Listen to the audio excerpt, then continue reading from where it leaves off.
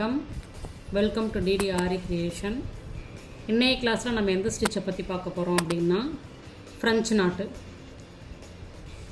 அந்த ஃப்ரெஞ்சு நாட்டு எப்படின்றது தான் இப்போ நான் உங்களுக்கு ஸ்டிச்சிங் பண்ணி காமிக்க போகிறேன்.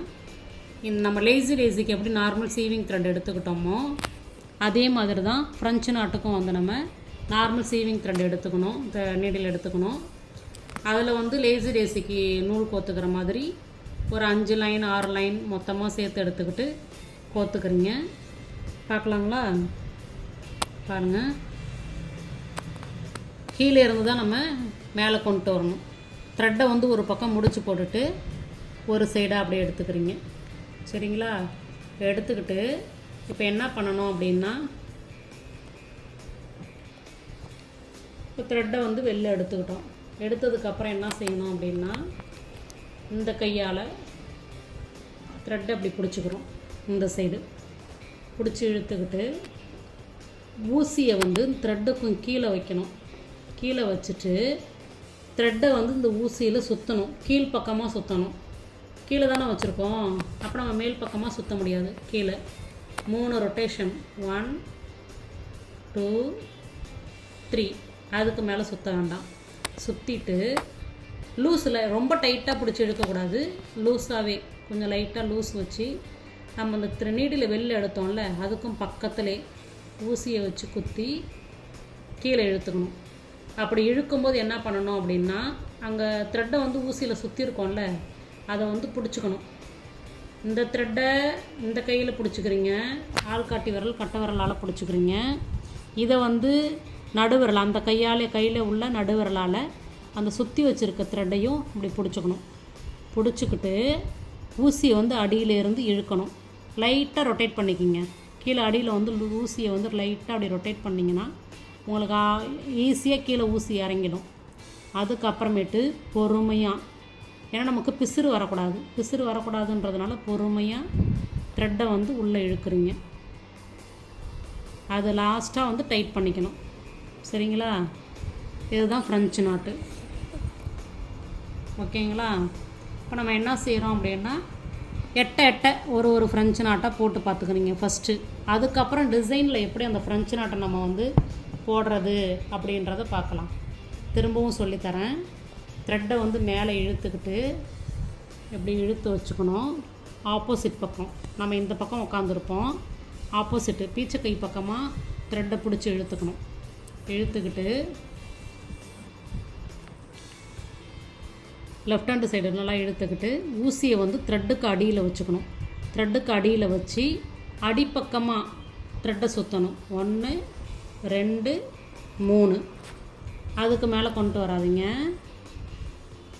இப்போ அந்த த்ரெட்டு பக்கத்துலேயே ஊசியை குத்தி, இப்போ என்ன பண்ணணும் அப்படின்னா, ஆள்காட்டி விரல் கட்டை விரல் 2 தலையும் பிடிச்சிக்கிட்டு நடு விரலால் இந்த ஊசியை இப்படி அழுத்தி பிடிச்சிக்கிறோம். சரிங்களா? பிடிச்சிக்கிட்டு இப்போ அடியில் ஊசியை ரைட் ஹேண்டால் நம்ம ஊசியை லைட்டாக ரொட்டேட் பண்ணி, இது ரொம்ப டைட் கொடுக்காதீங்க, லைட்டாக ரொட்டேட் பண்ணி ஊசியை வெளில இழுத்தோன்னா அழகாக வந்துடும். ரொட்டேட் பண்ணி ஊசியை எடுக்கணும். அப்போ தான் உங்களுக்கு கரெக்டாக வரும். இப்போ அந்த த்ரெட்டை இப்படி பிடிச்சிக்கணும். இந்த பாருங்க, இப்படி பிடிச்சிக்கணும். ஒரு விரல் அது உள்ளே இருக்கிற மாதிரி, ஏன்னா அப்போ தான் நமக்கு பிசுறு இருந்ததுன்னா அந்த பிசுரை சரி பண்ண முடியும். சரிங்களா? லைட்டாக அதை முறுக்கி விட்டுட்டு பிடிச்சி அடியில் இழுக்கணும். இப்போ இந்த ஃப்ரெஞ்சு நாட்டில் உங்களுக்கு லைட்டாக பிசுறு வந்திருக்கு. இந்த பிசுறு வராமல் இது மாதிரியே போடணும். நீங்கள் ஃபஸ்ட்டு போடும்போது நமக்கு அப்படி தான் வரும். 4-5 ஃப்ரெஞ்சு நாட்டு போட்டு ப்ராக்டிஸ் பண்ணிங்கன்னா அந்த பிசுறு வராது. இப்போ திரும்ப உங்களுக்கு போட்டு காமிக்கிறேன். இந்த சைடு இங்கே குத்தி காமிக்கிறேன் பாருங்கள். ஏன்னா அந்த ஃப்ரெஞ்சு நாட்டு பக்கத்துலேயே நமக்கு போட்டால் தான் என்ன மிஸ்டேக் பண்ணுறோம் அப்படின்றத நம்ம சரி பண்ணிக்க முடியும்.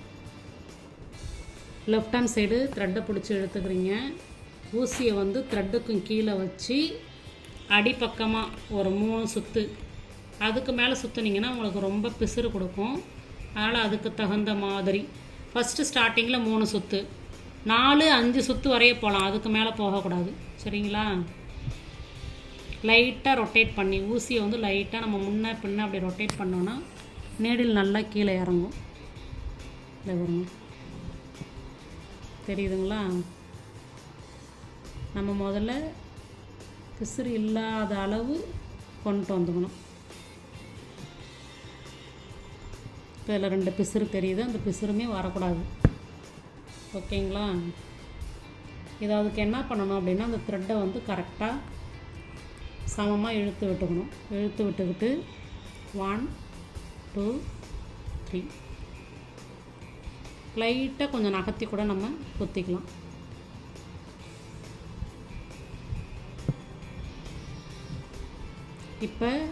இப்போ உங்களுக்கு கீழே வந்து த்ரெட்டை வந்து சமப்படுத்தி பிடிச்சி இழுத்தோம் அப்படின்னா அந்த பிசுறு சரியாயிடும்.